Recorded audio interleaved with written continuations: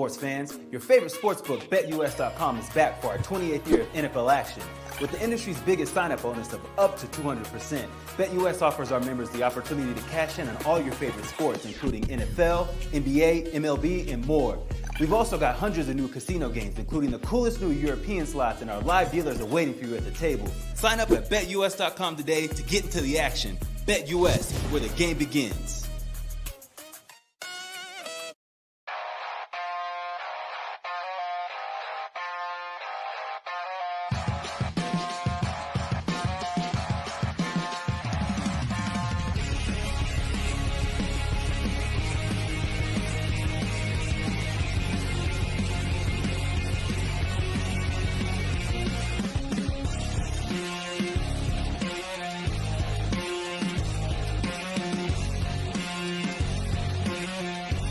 And now, broadcasting live from Las Vegas, the Snake Sports Talk Show with Jake Silva starts now. All right, here we go. Live on a Wednesday. We made it to the middle of the week. This is the Snake Sports Talk Show. Chase and myself, wherever and however you may be watching and listening, thanks for making us part of your day. We're live on all platforms, Roku, iHeartRadio, and all social media platforms. But you like, subscribe, hit the bell button, keep you up to date on future and past episodes. I don't know what to make of it. There either is going to be lots of tricks or there's going to be lots of treating in the NFL as we get ready for Week 9 and just before the trade deadline. But Chase, I got to tell you, man, look, I don't want to be the overhyping guy, but I thought Jameis Winston looked pretty damn good this weekend. I thought so too, man. It was phenomenal seeing the guy out there and seeing him sling the rock like he did. And this just goes to show everybody, including the Browns organization, that quarterback is the missing piece. It is the missing piece to this link that we have. And it also shows that they were ignorant for starting Deshaun Watson for the 6 weeks that he was out there. I understand that with the contract that he's making, you need him on the roster and you need him to play. But if you don't want to cut him and deal with a lot of the salary cap next year, bench him, make him a backup, do whatever you got to do to help alleviate some of that pressure and whatnot that you have. But they cannot go into next season without drafting a quarterback or addressing that in the draft. I mean, if we come in and we beat the Los Angeles Chargers going into the bye week, and then we come back and we beat the Saints after the bye week, what does this show you for the front office and the league and the team? Like, this goes to show you that this is an entirely different team. It's the Flacco 2.0 all over again. Because Jameis is a guy that is a gunslinger, and the guy that, you know, he'll make mistakes and throw interceptions, but Sunday showed you that he is not afraid to sling the rock. 3 touchdowns, 334 yards in his first start. Like, Deshaun has had 19 starts total as a Cleveland Brown. Yeah, it makes a huge difference at the end of the day. And again, like, you know, because that's where we're going to be jumping upon it on this topic. As of right now. So the Indianapolis Colts have in fact announced that Anthony Richardson, second-year quarterback, has now been benched because of offensive struggles, and they're going to be rolling with Joe Flacco. Here's the part that I think is very hard for a kid like Anthony Richardson. And look, I like the kid. I really do. But there's a part of this that you can honestly look at from every angle. Anthony Richardson has not looked like himself post the injuries. The other thing is that I think what's also incredible, you have a rock star head coach in Shane Steichen, who, by the way, has had many of the coaching spurts where he was going to be a successful head coach in the future. You look at what he's done with the Chargers, with both Phillip Rivers and with Justin Herbert. Justin Herbert was breaking multiple rookie records. Then he goes to Philadelphia, turns Jalen Hurts into a not-so-turnover-prone machine, and turns him into a Super Bowl contending quarterback. The offense looked absolutely phenomenal under Shane Steichen. this is what's interesting about the Colts, because I talked to a lot of very close people, Derek Larger, multiple people, even Locked On Colts, about this. I thought this team would be very, very good from the get-go. And right now, there's a lot of these struggles. I think part of this is I don't believe it's Shane Steichen, the head coach, because he has shown a track record that he is very, very good at offensive play calling. And here's the other part. Look at some of the offensive components they have. They got A.D. Mitchell they got in the draft. They have Michael Pittman. They have Josh Downs. They have Alec Pierce. The weapons are not the problem. You have Jonathan Taylor, a very good running back. That's not the problem. And then you have somewhat of an offensive line. Now, it's not as strong, but it's capable of getting the blocks. That's clearly not the problem. And not to mention, they added in a defensive pass rusher in Laiatu Latu because they needed to fix up a bit of that defensive component. Anthony Richardson, coming back from the injury, he is right now in the bottom tier of quarterbacks this season amongst completion percentages, amongst touchdown to interception ratio. It is bad. And listen, this is the second year. You know how many quarterbacks have gone through this? Almost about the last 8 quarterbacks that have. Alex Smith, in his first 2 years in San Francisco, mind you, he had a defensive coach at the time, and this did not work at all. There was a lot of promise from the kid in Utah, and that went downhill. Okay? It wasn't until Jim Harbaugh came in and got the best of Alex Smith before he left for Andy Reid in Kansas City. Vince Young had a very good rookie season with the Tennessee Titans. The next year, not the same team. And then eventually injuries started to come about. So this happens for many quarterbacks. The difference of it is, and I'll give you a prime perfect example, and I heard this over the radio to this morning. Look at Josh Allen's first 2 seasons with the Buffalo Bills. You didn't know about this kid in Wyoming. The kid clearly can run.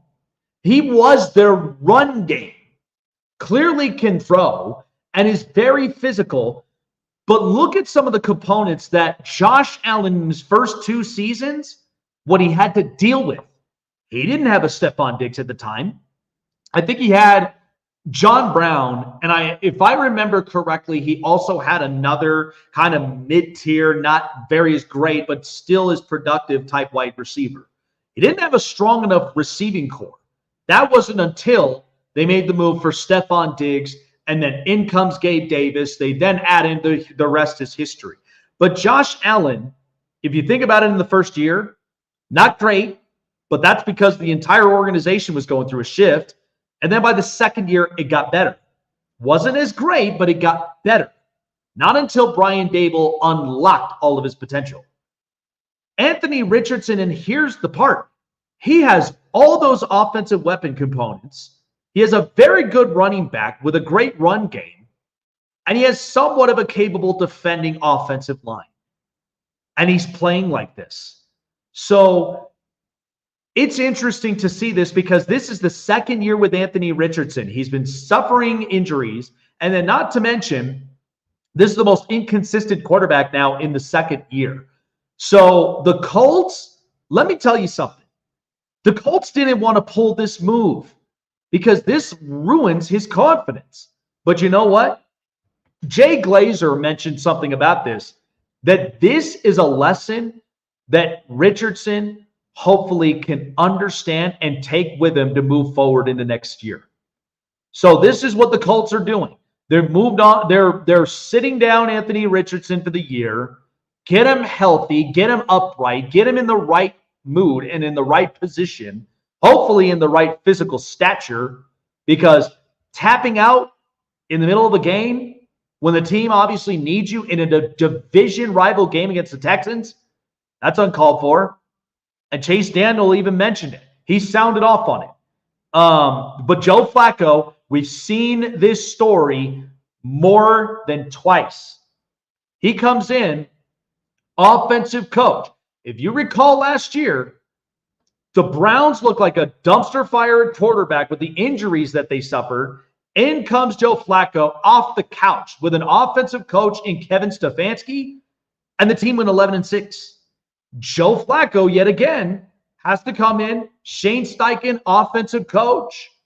And now, granted, this may not be an easy matchup against the Vikings this weekend, but he's got to come in and he's got to make the Colts look viable, even making the last playoff spot, because right now the Chargers are in the last spot if the playoffs started.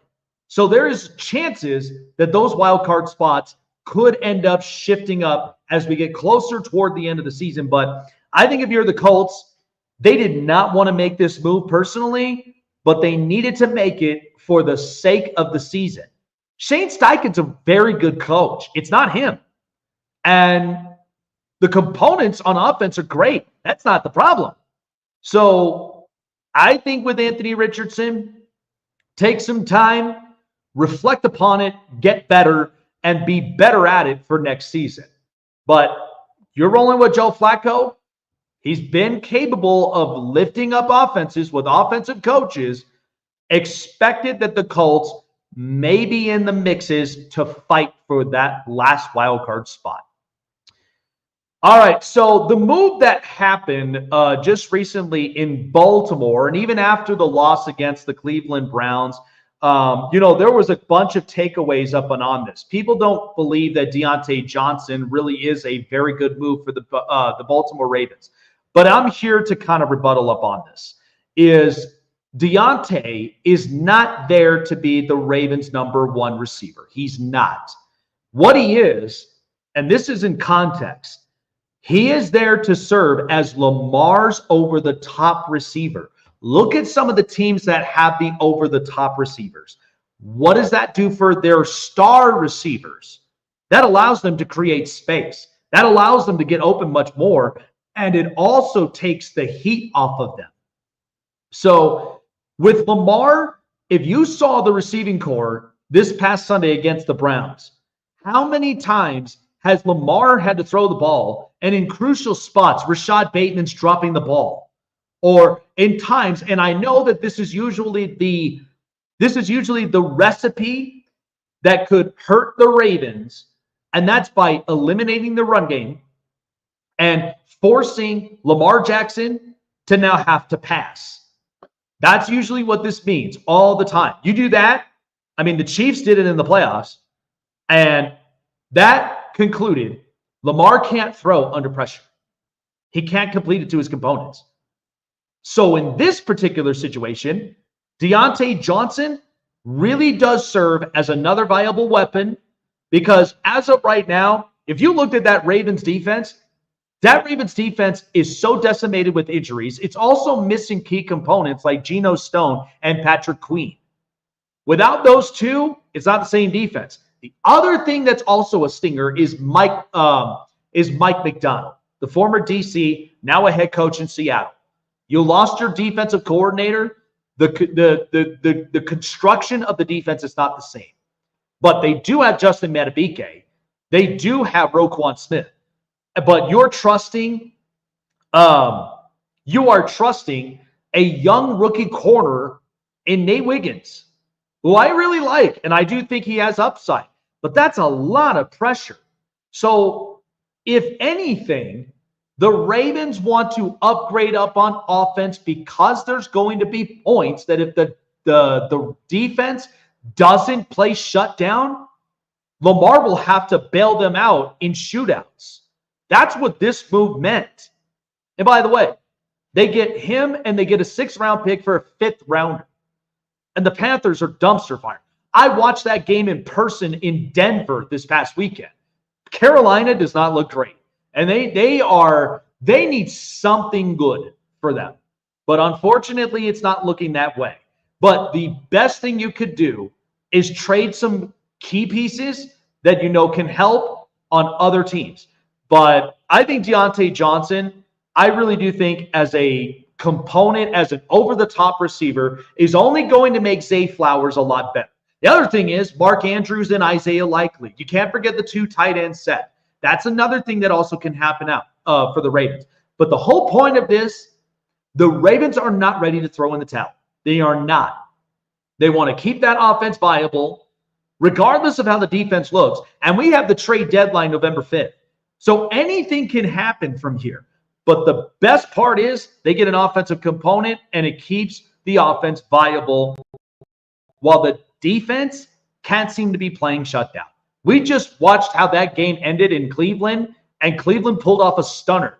But that, for the Ravens, for the remainder of the year, is what that defense will look like if they don't make a move and they don't end up getting somebody up in there to help with a young group that's only going to get better from here, but they need some serious assistance trying to hold up some of their opponents against the offense. So, good stuff. No, I'm telling you, why that moves like this, it makes sense. Because you get an over-the-top receiver from there.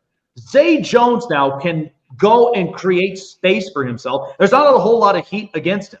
And for Lamar, that is the one recipe people are figuring out. You stop the run game. If you stop Derrick Henry in his tracks and you stop Lamar from running the football, what is it he cannot end up doing under pressure? And that's throwing the ball. But this now allows them to where if the first second that run game is not working for them, they have to change that up. And Todd Monken is literally going to have to figure that out one way or another. But that defense is not going to be bailing them out very quickly. They are going to be in games where Lamar has to bail them out in shootouts. That's what I anticipate is going to look like for the remainder of this series of the season. Yeah, no, I said it at the beginning of the season, and, everybody laughed at me, and Ravens fans, started making fun of me, thinking that I don't know football. But like I told them, losing Mike McDonald, their linebacker coach, their DB coach, and their defensive line coach is going to hinder that defense badly. Yep. And it has, and it showed.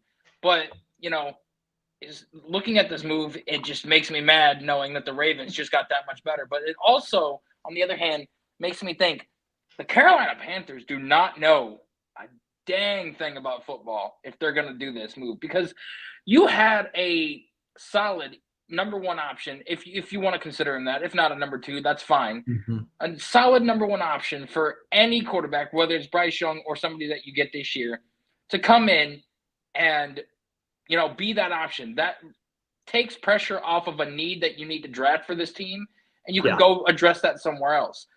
You would think that they'd want to keep as many offensive weapons on this team as they possibly can for Young or any other quarterback, and then develop the team elsewhere, especially on the defensive side of the ball. Further on the offense, maybe get a good tight end in there, maybe get another wide receiver, maybe even get another, like a good running back. But trading away one of your best weapons does not make sense for the Carolina Panthers. Well, here's the thing. Now this opens up for their rookie, Xavier Legette. But the other thing that I watched over the weekend while I was at the Broncos-Panthers game, there's a kid out there, Coker, that young wide receiver. Boy, did he look like he had some very good upsides. But the problem is that the Panthers, don't develop well because they're too impatient and too incompetent as an organization. So we know that right off the bat. But they did end up saying is they will not be trading away, J.C. Horn or one other impactful player because they want to see this thing through. But how good of that is that going to last?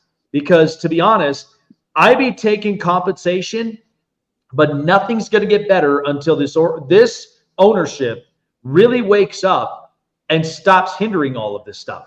So again, I was walking in with the idea that I thought Bryce Young, after being benched, he's learned a bit and probably would have looked good. The first drive I watched from the Panthers, after once little Jordan Humphrey fumbled the ball, they come away with it, and then the first drive, Bryce Young's throws looked good. Then after that, it was crickets. The offense didn't even look the same. And that was when Denver, their defense started piling up on this offense. And so I think you really got to do what's best for this. I mean, this is a one-year deal for Deontay Johnson, so he's a one-year rental. But I just think at the end of the day, this seems it's good for the offense. but it's bad for the defense. And I love Nate Wiggins. I think he's got very good upside as a rookie out of Clemson. Mm-hmm. But, yeah, it clearly shows that they're missing that component, that the important piece, the important chef in the room that is going to mix up all the, the entrees flavorful. You don't have that. Now it's like it's not going to be the same. Yeah, and when the Ravens hit the playoffs, it's going to be a shootout with any high-powered offensive team out there, especially like a team like the Chiefs who somehow, some way end up putting it together on offense when it really matters, especially if they're getting Hollywood Brown back in the playoffs when it matters the most and everything. That's going to be a huge piece added to the Kansas City Chiefs roster. But the Ravens, I saw that game, and there was a lot of dropped interceptions, dropped passes. Rashad Bateman had one bounce off his helmet, and Mark Andrews was lighting up the defense and torching us and everything. But going on the other side of the ball, I'm going to double back to the whole Watson and Winston thing real quick. Everybody coming into this year thought that this team was going to be good, and the only reason why this team was bad was because of Deshaun Watson. He's been with us for 19 games, has yet to throw for 300 yards. Winston does it in one game, and then Flacco does it 5 out of the 6 games that he was there, and it's insane. And all I'm sitting here saying is that the teams are getting better. The deadline is on Tuesday. What other moves are we going to see take place? Because DK Metcalf is getting rumblings. I've heard that Sauce Gardner is getting some rumblings. I've also been hearing that there might be a big defensive splash on the defensive side of the football with some top defensive talent going. The only ones that I know aren't going anywhere are TJ Watt and Myles Garrett. I mean, lots of treats that could be shifted around by the time that we get into Tuesday because, I've said this. I'm not throwing my fandom out there, and me better this way. But that Chargers-Browns game, however that game is going to go about, because come Monday, if I see the result on Sunday, mark my words, some sort of trade is going to be happening after that. I don't know what it is, but I mean, again, I don't have the source, but I just have a gut feeling, and this happens all the time, where teams come into town, and if they put on a performance, and for whatever reason is something that they have linked themselves into, there may be a chance there might be a move made after this game, but it just depends on what the result will be, and then come Monday morning, because that can happen. The one thing that the Chargers are missing badly is their offensive help. Their offensive help. If they come away from that game knowing that they were this close to winning that, if they lose to Cleveland, if they were this close to winning that game, and the Chargers are right in the thick of things. They're 4-4 right now.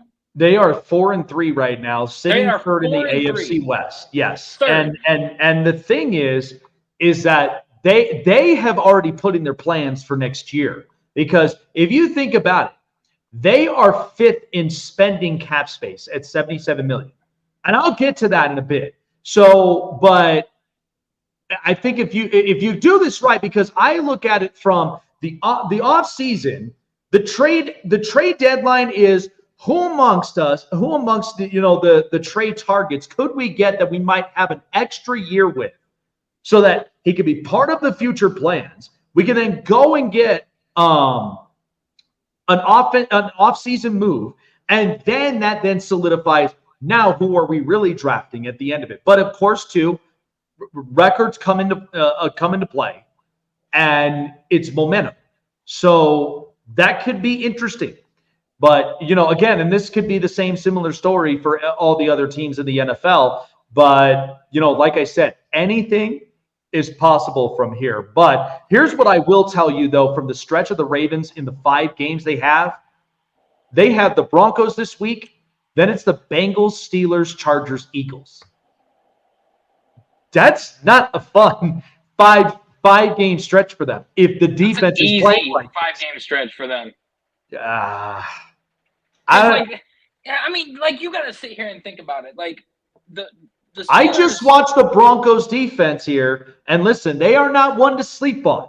Okay, they are doing everything defensively, and I've been impressed. I didn't think this was the kind of defense that would do this, but they've got a lot of young cats. They're without their tackler in Alex Singleton, and they're playing very well. Patrick Surtain is healthy, and so you face up against that defense, and then the other one is, I mean, look at Pittsburgh.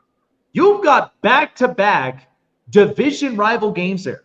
I mean, who knows what they'll look like against the Bengals? I'm not entirely sure. And usually games like that are usually coin flips. But that I'm looking at right now, I know it's 2 games, and I would have to see Russell against a top-tier team to see how this offense plays out.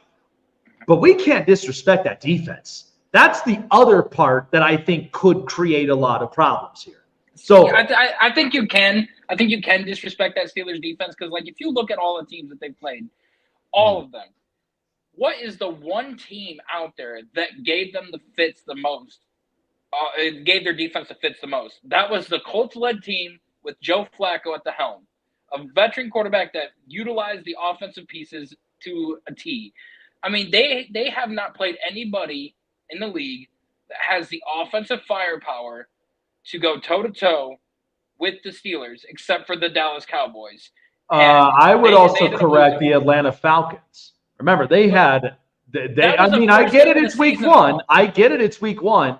But still, that's also an offense that's humming.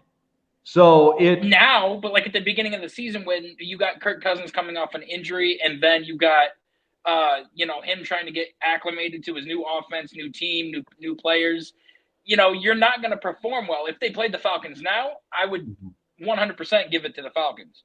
But that Falcons first game of the season was not impressed with. Like I want to see what the Steelers can do throughout the rest of their schedule and see how they stack up. But like the Ravens, in my opinion, I think that the Bengals, it's a coin flip because if the offense can outperform the Ravens defense, you got it. With the Steelers always have the Ravens number, but with this new upgraded weapon with Deontay Johnson there, you might see a better offense ran with him in the Ravens' favor, beating the Steelers. I think the only one that would give them fits would be the Eagles, only because Saquon Barkley will run all over that defense. Well, I will tell you what, though. I mean, I'm looking at that Harbaugh game on Monday night. Yeah. And that's going to be one that's interesting because you know Jim Harbaugh is going to want to come in with some fire. He wants to. So that's why I think it's, again, there are I'd have to see what the result of that Bronco game looks like for me to even think this team might be a bit shaky. But going back to the Steelers on this is we're going to find that out this week against Washington. So, again, we're holding up to that response because if they shut Jaden Daniels out, right, and let's say they've limited the Commanders to at least 10 points or 15, then maybe we have a different point here. And listen, this is kind of the rule. New information, new opinion. That's kind of where it is. Every time we get this information, our opinions change. I mean, that because we're staying current with this. But, yeah, interesting stuff. But, all right. Well, folks, I will tell you what, with all this football talk, the only thing that's really been firing us all up is what's happening on BetUS.com. BetUS was arguably one of the best sports books in the nation for over 30 years, providing you the best in play from NFL season to the World Series. By the way, Yankees-Dodgers tonight. This is one the Yankees really got to grab, but I don't think it's going to matter for the Dodgers, but knowing that they're going to go back to L.A. for the 2 games. But it's been fun this season. And by the way, it kind of sucks because that diehard New York fan, now he's gone. He ain't going to be there at that game now after what we just saw with him and Mookie Betts. But besides that, World Series has been fantastic. NBA season has officially begun. And hockey season, by the way, because I love to tune into my boys in Vegas. It is a great, great time of year, especially with BetUS, where we've got daily contests. We've got all the best sporting books and parlay bets for you to choose from to get you on the edge of your betting game. Gambling problem, call 1-800-GAMBLER and seek therapy in your respective states. When you sign up at BetUS, we want you to experience it the right way, not gambling recklessly. The best thing about BetUS is you get your very own account manager, so you get the best of the experience. When you sign up, $50 or more into your deposits with 125% in your first 3 deposits that match up to $2,000. That means more of the fun.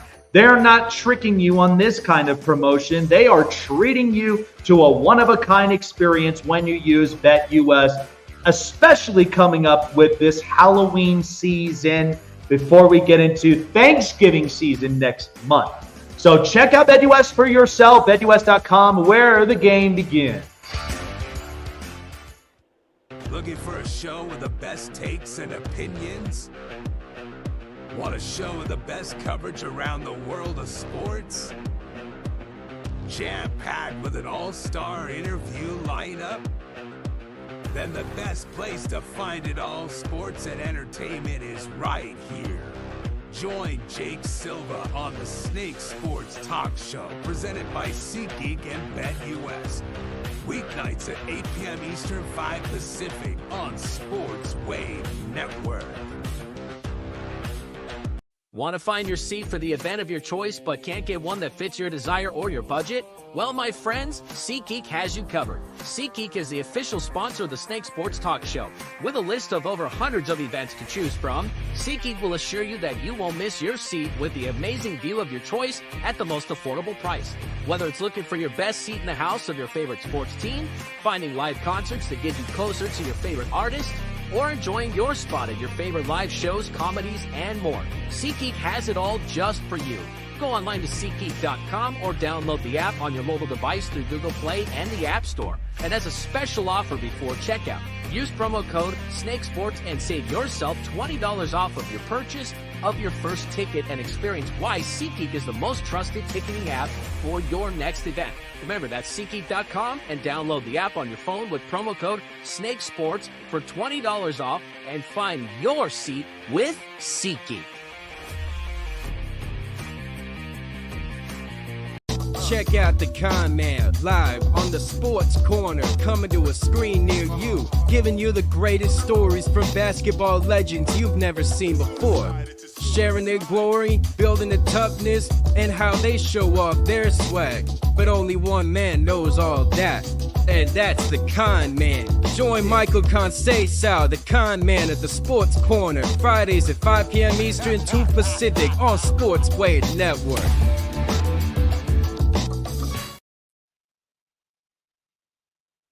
Oh, what in the world happened to you? There it goes. Well. So it's already starting off as a bang in New York. Aaron Judge just hit a 2-run home run, and then Jazz Chisholm to back it up. Back-to-back home runs from the Yankees. It's 3-0 already in this game. Garrett Cole with the nod, and Jack Flaherty back at it. Is this a time where the Yankees figured out that mistake of pulling Garrett Cole? I don't know. Hopefully they don't pull him out this time, especially if the Yankees really want to take away this game, the last game in New York. But what a series it has been all the way through. So I definitely wanted to touch upon this subject because I've been talking about this all season long. And it has not looked good for one particular player, and that's Daniel Jones. I mean, New York has already looked like a dumpster fire outside of the Yankees, who are in the World Series. But the Jets with Aaron Rodgers, I've already spoke about this heavily last night, and I was being very real about this. And now we're with the Giants. So the Giants lost to the Steelers on Monday Night Football. And I got to tell you, year 6 of Daniel Jones, how much more of this could you possibly take? The Giants and John Mara came out, I believe it was a week ago, and they spoke to everyone in the public and to the press that both Brian Daboll and Joe Shane have been retained for the 25 season. They're not going anywhere. So that only leaves now the elephant in the room, and that's Daniel Jones. I like Daniel Jones. I think he's a good kid, and there are parts where he can get emotional and frustrated when things are not going right. But Daniel Jones now, before Brian Dable came in here, the Giants tried to sell you on a Duke quarterback that clearly I know is mobile. You know what he looks like right now? He's practically Eli Manning, but with wheels. That's really what Daniel Jones is. I mean, you didn't buy into so much of Eli Manning. You knew he was not the greatest quarterback in the league. But the only thing that really justified everything was 2 Super Bowl wins, and both of them against Brady and the Patriots. That's the only thing that really has been saving Eli Manning's career. Daniel Jones, since he came into this league, hasn't really been that top-tier quarterback. There have been times where he's been having miscues on offense. There has been times where it feels to me like Brian Dable and their rookie receiver, Malik Neighbors, has been bailing Daniel Jones out. And yet all of a sudden, Daniel Jones looks like this great quarterback. No, I don't see it. This is already year 6. And listen, I know the Giants want to get out of this deal. And listen, you have your fellow division rival, the Dallas Cowboys. What did they do before the season started? They paid Dak. It was a red carpet. It was one of those situations against the Cleveland Browns. And before anything, before kickoff, there's Jerry Jones signing up the papers. Dak's been paid $60 million a year. But look at how a circus show is looking right now in Dallas. The Giants, you paid $45 million per year for Daniel Jones. And yet Saquon Barkley leaves the building. What happened the week before Pittsburgh? Oh, yeah, Saquon Barkley just basically gave you ghosts, haunted your entire house. John Mara was not happy with that. And even he expressed that the second we watched that on Hard Knocks when he went to the Eagles, a division rival, and you knew that that was going to creep out the Giants that much. I'm surprised, though, that John Mara is even retaining Joe Schoen. I'm very surprised at that. After that kind of move, and after what we just saw, like on television, all of us, how does he end up getting his job retained? I love Brian Dable, but that there just kind of just told you with what New York's market and usually what New York's business has looked like. You are watching this thing right now with, you are watching this clearly in both New York teams, the Giants and the Jets. Both John Mara and Woody Johnson have done an absolute disservice right now to those teams, which is very sad because Woody Johnson, you've given too much power to Aaron Rodgers, where now he brings in Devontae Adams, he fires Robert Saleh, you demote Nate Hackett, and you elevate the DC, which now the defense doesn't look the same. Sauce Gardner now apparently is being told on how to tackle better. He didn't have this problem when Saleh was in the building. He didn't have this problem. He was actually a very good shutdown corner. Now things are starting to look like turmoil. And the Giants, oh, we want Brian Burns. We want that pass rush because that's what people like. They like the Giants, G-men. But you know what's difficult about that is you have a horrid secondary. And at the same time, Daniel Jones is not the answer at year 6. I understand being frustrated and yet getting a quarterback. Okay. I think the Giants going into next year really, really, really need to start thinking hard about drafting a quarterback. There are 2 in this draft. But I'll be honest with you, I don't even know if the Giants really had the reach to going and getting a quarterback. This is where it kind of sucks right now if you are the Giants. Because there are only 2, Shedeur Sanders, and I would argue Cam Ward is the other one. If you want to make a bet with Jalen Milroe, you go right ahead. But I watched Jalen Milroe over the weekend. Kalen DeBoer is not making him look like the Jalen Milroe we like. RPO quarterback. He is trying to be more of the pocket passer, and we know that that doesn't work. Okay, if you do not have him scrambling or running out the pocket, creating space, Jalen Milroe is not going to perform this well. But we know Daniel Jones can be mobile. Okay, and you know what? If you want to come at me with pitchforks and torches, New York, you go right ahead. Because I've already said Daniel Jones is practically Eli Manning, but with wheels. Okay, he's probably got I can't even think of some of these tire companies, but that's what he's got. He's a guy that apparently has street wheel tires that apparently can move fast, but yet can be uncontrollable if you don't have control of the wheel. Is that about perfect to break that down? I think what you got to do with this thing, I think you really got to end up moving on from Daniel Jones. I really do. But it's going to be a lot harder and not that simple than people think right now, outside eyes looking in. Chase with the news. This is the hot press. I don't know, man. Listen, I can be brutally honest with a lot of things because I do not, I'm America's honesty mind. I cannot lie about this. I can't beat around the bush about this. I mean, am I crazy for saying that Daniel Jones is practically Eli Manning but with wheels? That's really what he is, and it's not working right now with the Giants. Yeah, it's definitely not, and it's kind of puzzling how Brian Daboll was supposed to do. Supposedly got this team to 11 wins his first year there as the Giants head coach. That just goes to show you how good of a coach he really is. But here's the problem, though. I can understand, and for somebody, too, that deals with organizational turmoil, right? Mm-hmm. Because this is what people right now are thinking of Kevin Stefanski. I'm not. I love Kevin Stefanski. I think he's a great offensive coordinating coach. And Brian Daboll is having the same similar issue. How could you possibly manage an offense if you can't give him a healthy line? If you can't give him at least, you've only given him one very good weapon, and that's Malik Neighbors. That's it. But no, we want to fall in love with Brian Burns and the pass rush and that ridiculous D line instead of your secondary getting torched, your offensive line outside of Andrew Thomas not looking great.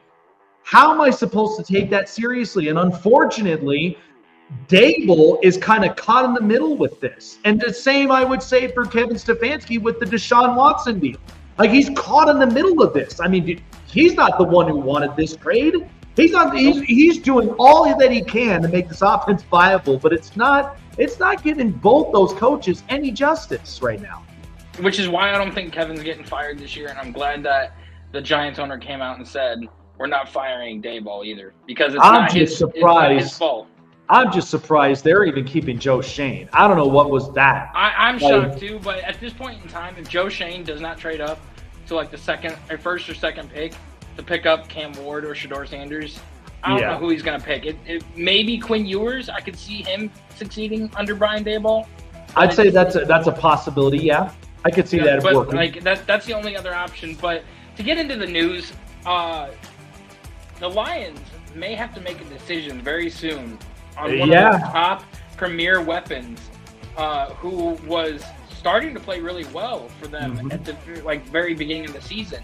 Yeah. But now with Jameson Williams, with the gambling issue, the PED use, and now having a warrant out for his arrest and being arrested, you are starting to see nothing but problems with Jameson Williams, and they're going to need to possibly move on from this guy or trade him to another team.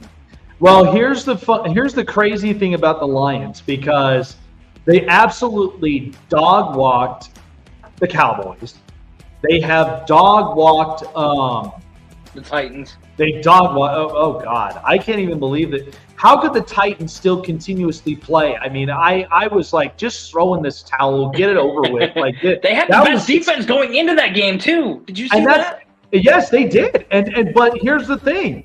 I think that the crazy part of it is that, look, they're doing all of this right now. And by the way, Their pass rushes stepped up in a massive way without Aiden Hutchinson. But I do agree you got to make a move. And I think in the end, the only two logical ones that do make sense, because listen, this Max Crosby thing, I don't see it really realistically happening. I get it. He went to school in Eastern Michigan. But if you really want to look at it from a financial and then yet again a future standpoint, I don't see this working out. I don't see the Raiders really giving up their entirety of their defense to the Detroit Lions. I understand doing a service for him because he doesn't want to be in a losing culture, but I just don't see that happening. But I do think Zadarius Smith is an option. Harold Landry is a very good option. I also do believe maybe Trayvon Walker, I think, would be a wild card for me. But I think the other kid, Keon something, I think he's also a very good option as well. But as far as the Max Crosby and as far as the Myles Garrett thing, I don't really realistically see that happening. But those ones there, I think makes sense for Detroit, because you're trying to get somebody on an extra year so that when Aiden Hutchinson does come back healthy, you're complementing that pass rush and he gets less the heat put on him. He can then recover at least and progress 110% of the way. I think that's more logical this way. Yeah, Zadarius Smith has 1 year left on his contract. He signed a 2-year contract, $14 million. So you'll get him for $7 million if you sign him for next year. And then not to mention that he was held out of Browns practice today for a non-football injury or illness.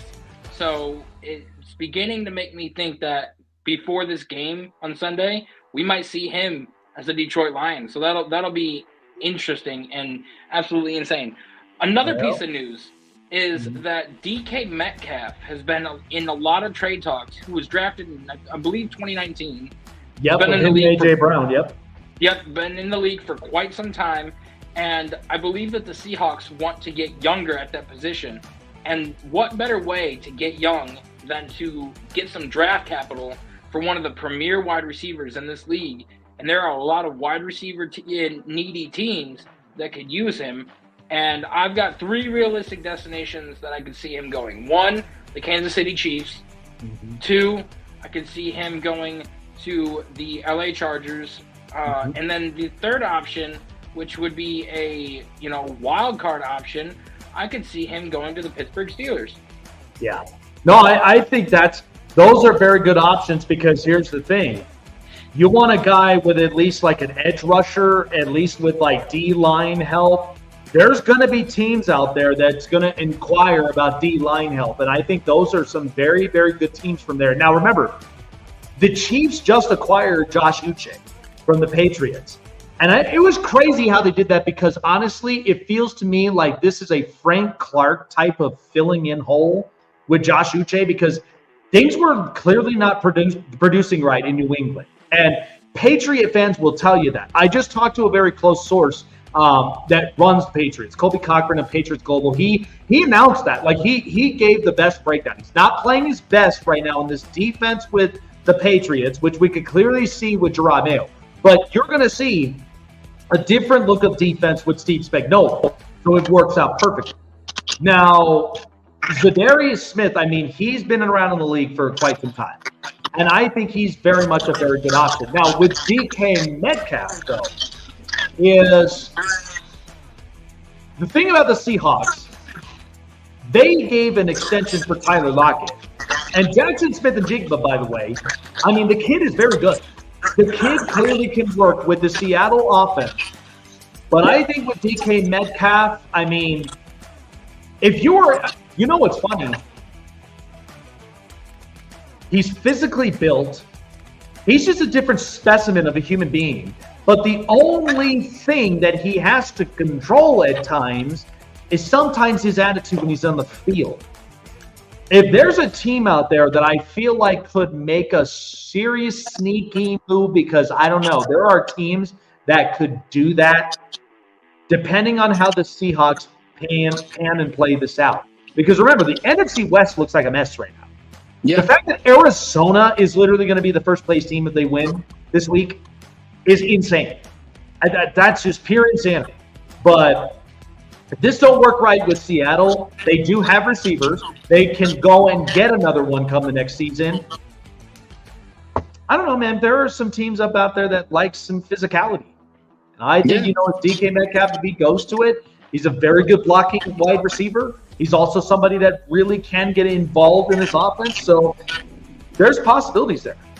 And one more sneaky team, and then this will be it. And I can see also trading for Houston Texans. Yeah, after Stephon Diggs went down for the season. Yeah. But they are going to get Nico Collins back, which is going to be a pretty good breath of fresh air for quite some time. But yeah, that's another team that could very much use that after that crushing blow. Yes, sir. Yeah, wow. No, this is going to be an interesting one. I just think come Tuesday with everything, I'm just waiting to see what the results of Sunday are going to look like. And then Monday morning and then come Tuesday, the actual trade deadline, that is going to look deadly. I mean, I think it's going to be a lot of moves from there. Oh, I think so too. Like Sunday, like it's going to determine whether or not like teams make a big push. Yeah. Just because you're going to see like teams lose, like teams that keep losing, like maybe the Jags, maybe the Titans, maybe the Broncos, maybe even the Jets. Like if teams keep losing, you're going to see players get traded and ones that you would never even have thought of. Oh, yeah. Well, there's Chase with the news. This is the hot press. So the playoff picture, if it started tomorrow, I have a little picture up on here and proof of it. Oh. And I think you'd be very, very curious what that looks like today. So if the playoffs were to start tomorrow, because there are a number of teams here. So let's go from the AFC and we'll go to the NFC. So the AFC right now, it's the undefeated Chiefs at number one. I mean, yes. that's just clear. The 2 seed is the Houston Texans. The 3 is the Steelers. Then 4 is the Buffalo Bills. Now, the wild card spots, as you see of today, is the Broncos, the Ravens, and the Chargers. Broncos are second in the AFC West right now at 5-3, and they are moving with momentum. So if they beat the Ravens this week, that is one that's going to very much entice people because Vegas had this team at 5 wins. 5. They are already at 5 wins right now, which is why I think it was very disrespectful, the fact that the Broncos were getting 5 wins right off the bat. Why? Because Russell Wilson's not there. Okay, this is a rookie quarterback. I understand it that, rookie quarterbacks at times, you're either going to get one of 2 things. He's either going to succeed or he's going to be frantic. But Bo Nix, I watched it in person myself. Bo Nix in the first initial drives, it did not look pretty. But the more and more, he's a slow cook building quarterback. All he has to do is get small, simple passes completed. Once he gets into a rhythm, he's let loose. So that's why I'm like, the Broncos are proving one big thing from here. And by the way, PS2, Nick Benito, and a bunch of others, they have very much played very, very well up on defense. Now, that game, and here's the other thing too, Lamar has been playing on cloud 9 since beating NFC teams. Now you're coming into AFC territory, okay? And that's where things are going to be very, very tested. So that's why, that stunner, that pissed off the Ravens big time against Cleveland. But you go in, and luckily they're at home at M&T Bank Stadium. But if they lose that game to Denver, there's going to be some serious question marks there. But I think we really do have to give our roses to the Broncos and what Sean Payton's been able to do with this team. The Chargers, we know, are kind of lingering on at 4-3. Jim Harbaugh is clearly changing this culture. The defense, by the way, here's a great thing about the defense. They are the one team that has not allowed more than 10 touchdowns on the defensive side of the ball. They have also, not one game has let a team score more than 20. There's been several teams that have already. The Chargers are standing on top of the mountain with that. So that defense looks very legit under Jesse Minter. But the offense great guy. now is the offense right now, and here's what's funny. Justin Herbert, I mean, I watched that game through and through. It did not look pretty the first go around. I mean, it was 3-2. It was a baseball score. Then they reminded me of my old job of 9-5, and then all of a sudden they just broke it open against the Saints and went 26-8. So, and then that dirty play happened where your center tackled. Yep, Bradley Bozeman came in and speared him. Oh man, but you know what though? How about Ladd McConkey though?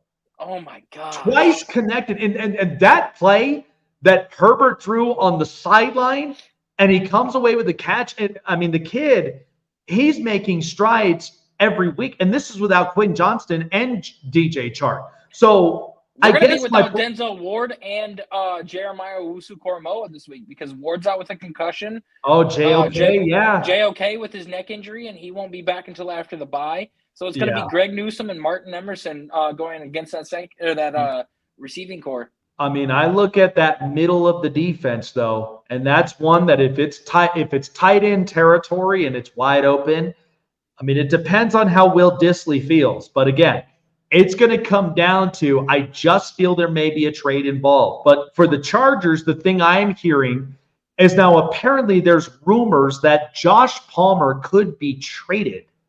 I don't understand why, given the fact that this receiving core is so young, it's new. Why would they want to do a move? From what I'm told, he apparently is not on their future plans. So, okay, I can understand that, but he has had spurts where he's had to be a go up and get it type wide receiver, a potential replacement for Mike Williams at the time. But that's an interesting one to look at too.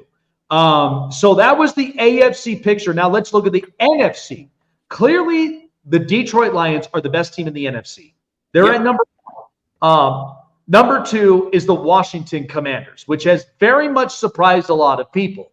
New people, new quarterback, new regime. I mean, this is very, very good. I mean, they've got a bunch of very good pieces from here. Now, I could see them in the deadline maybe potentially going and getting a corner at best because they're second right now in the cap space for next season. Or no, third. My mistake. They are third in cap space spending. So you go get a corner now. Next year, and because you know what? They get in the playoffs.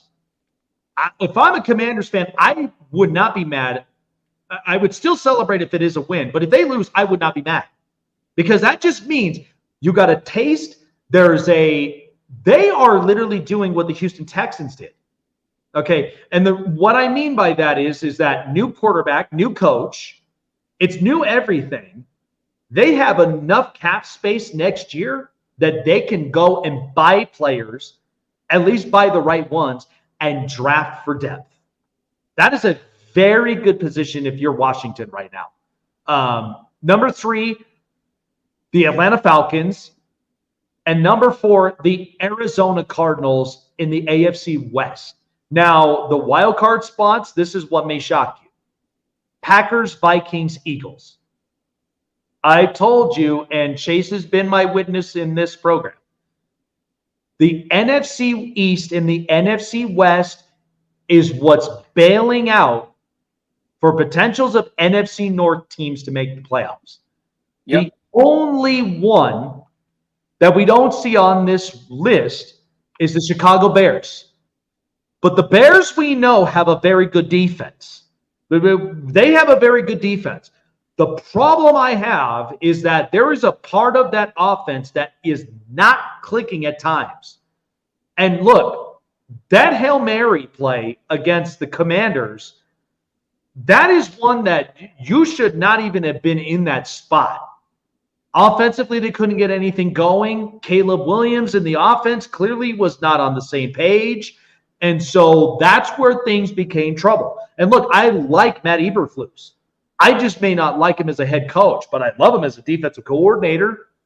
But there has been rumors, though, however, and depending on how the Lions, they finish this season up, that Chicago has been linked very closely to a fellow division rival, and that's Ben Johnson, the offensive coordinator.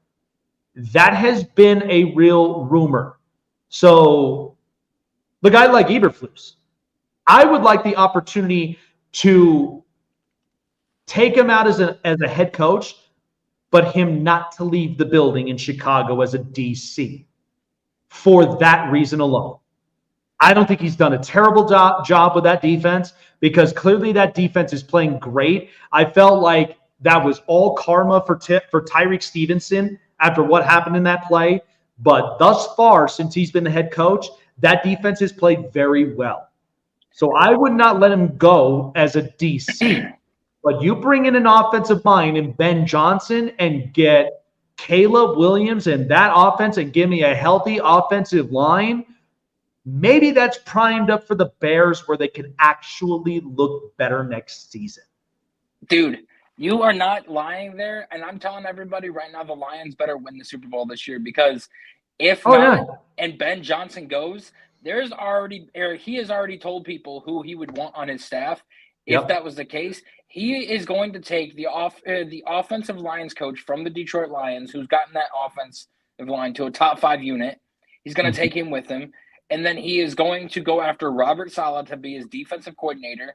Mm-hmm. And then he's going to take the quarterbacks coach from the Lions to be his quarterback coach / offensive coordinator. The only one that's going to stay with the Lions is Aaron Glenn, their defensive coordinator, unless he gets a head coaching job. Yeah. Well, I will tell you what, man. I mean, that happens because here's the thing. Aaron Glenn, I mean, I like him, but I would very much love Robert Saleh as a defensive coordinator myself. And there has been times, and look, that secondary has been no joke. It is looking much better than we anticipated. So that's a good thing. But pass rush, that's why I'm like, they got to make a move on somebody because once Hutchinson's back, you need to have somebody that pairs up well next to him and hopefully have a healthier D line.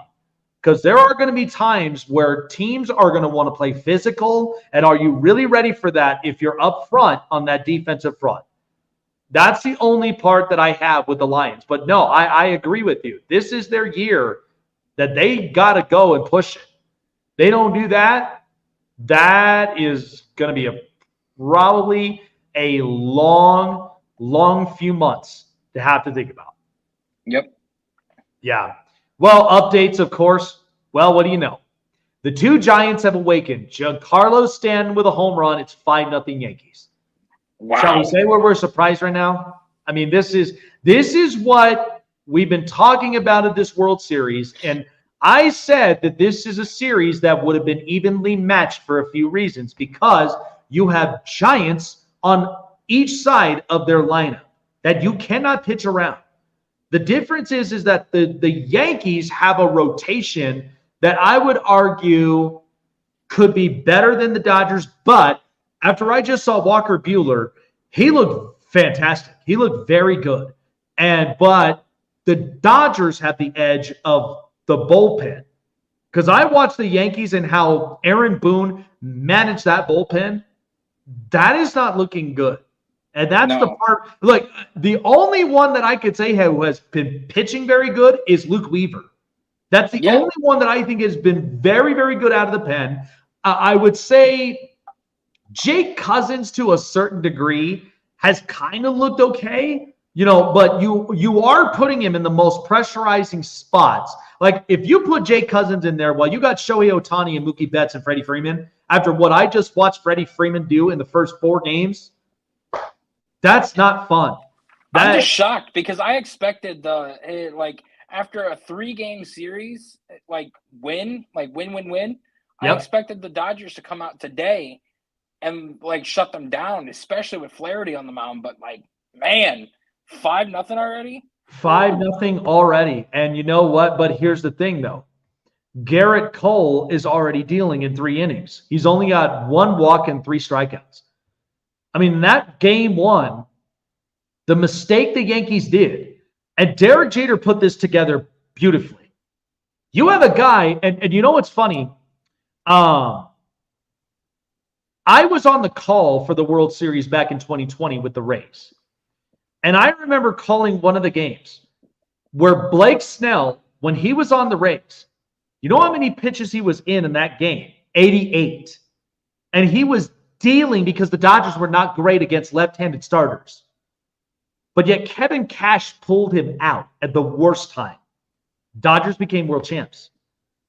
The Yankees in game 1, Garrett Cole was dealing at 88 pitches. And Derek Jeter said something that I thought was very pivotal. Al Leiter, at his time at the Mets in that Subway World Series, threw for over 140 pitches. Okay? When you're in a big stage like this, the analytics and statistics does not matter. You have got to do whatever it takes instinctively, because if Garrett Cole is dealing, why? It's like the same phrase. Why would you fix something that's not broken? Why would you overly do that?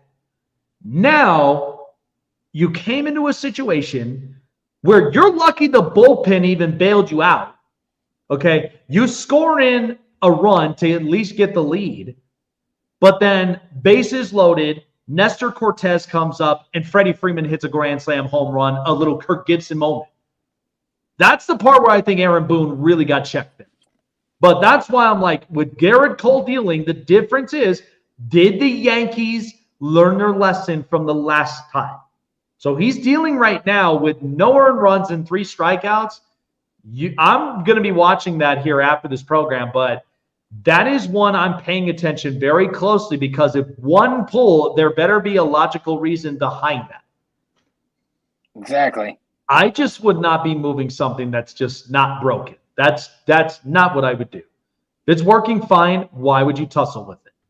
So, good stuff, man. By the way, Halloween tomorrow. You going to get some candy or anything up over there? They got any of the sweet stuff where you're at? they got a lot of sweet stuff, but unfortunately I'm stuck at work. So. Oh man. Well, I'll tell you what though. Usually Halloween is normally the longest night for anybody, any first responders that we know watching the show right now. It's very long. I mean, you got a lot of kids up out there, and it is a school night. So as long as all the kids are safe, the trick-or-treating the right way, and they're not getting themselves into any, shenanigans, hopefully it will not be so long of a night. But usually for first responders, it usually is. So I'm thinking of them during the Halloween night, because it's not an easy time. They're always alerted. They're always on, they're always on it when it comes to that first call. So hopefully, man, it's not going to be so long of a night tomorrow. I really hope not. Hopefully everything is safe and smooth, and it's going to be fun for the kids. But yeah, I mean, Halloween, the only treat I would love is I would very much love a very good sweet deal in the NFL that I think could be very pivotal come the weekend. Yeah, I would love for the Yankees to lose. That's my sweet treat.